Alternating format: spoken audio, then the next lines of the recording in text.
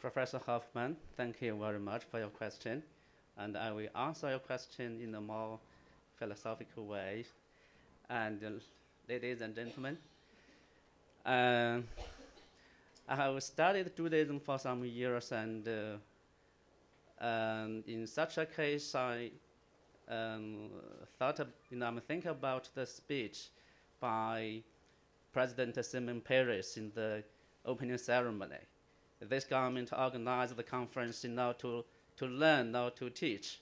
I came to learn in this conference, to learn from the Jewish people, from the scholars from all over the world. Actually, I have learned a lot from my readings and from my experience in my studies in Britain, in Israel, and other countries. So I would like to point out and make clear 3 points. First of all, the Jewish people, since the emancipation of the Haskalah, have modernized themselves and have been very successfully maintained Jewishness.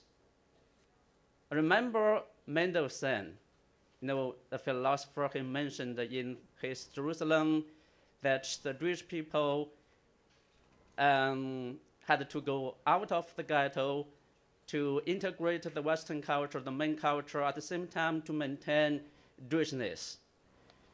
After the Jewish reform movement, Judaism was split into different denominations. We know Reform Judaism, Orthodox Judaism, Conservative Judaism, Reconstruction Judaism. But all of the Jews still in the category of Judaism. They have successfully integrated into the Western world. I mean, whether Jews in diaspora or in modern Israel, they have modernized politically, scientifically, and I mean, in Max Weber's definition of modernization, we also include urbanization. The Jewish people modernized themselves. At the same time, they are Jewish. They have very clear consciousness that they are Jewish because the Jewish people practice Judaism. I studied in Oxford Center for Hebrew Studies. I know many Jewish people there. I have also been to the U.S. many times, and I went to visit many synagogues and know many Jewish people. They practice Judaism. They invited me to have Shabbat dinner, and I participate in the synagogue service. In many occasions, I also participate in the dialogue between Judaism and Christianity. So I know the Jewish people, most of them have maintained Jewishness culturally or spiritually. That is a fact. So I have pointed out this fact. But how did the Jewish people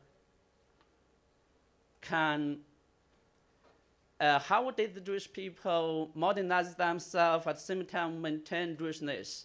It seems to me, philosophically speaking, they have taken a method, both and, which is contrary to either or. Either or, we know that we need either tradition or modernization. When the Jewish people were faced with the challenge of modernity after the emancipation, many Jews want to. Well, they want to convert it to Christianity. They want to abandon their own religion.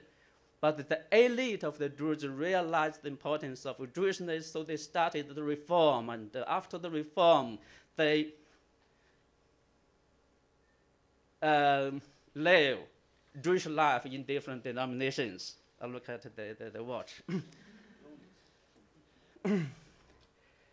So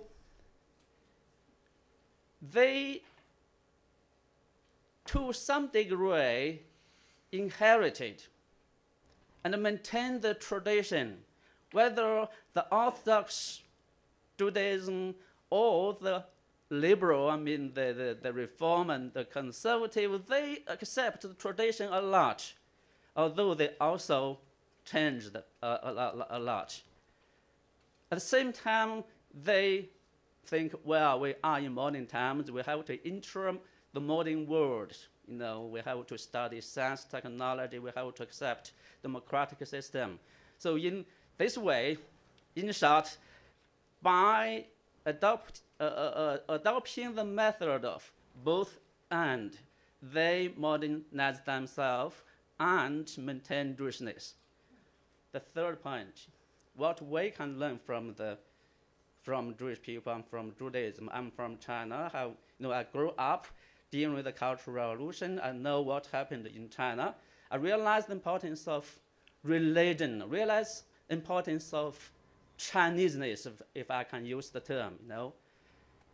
From the Jewish appearance, from my study of Jewish people, I know we Chinese people nowadays should also develop our religion, Confucianism in particular. If you know history of China, you know the May 4th movement, you know the Opium War, you know May 4th movement, the movement of new culture, the Cultural Revolution. You know how seriously the culture was destroyed or discontinued in China.